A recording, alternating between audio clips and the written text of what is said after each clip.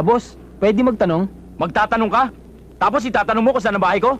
Alamin mo ngayon kung may anak akong dalaga, liligawan mo. Pagkatapos, pag niligawan mo, bubuntisin mo. Pagkatapos nun, iwanan mo naman. Diyan ako hindi papayag. Sir, hindi na ho bale. Salamat na lang ho. Hoy! Kailan ang kasal? Bahala ka sa buhay mo! Wiset! Meron daw 3 uri ang pag-ibig. Pag nagkatuluyan, KMJS. Pag naghiwalay, tulpo. Pag nadisgrasya, soko.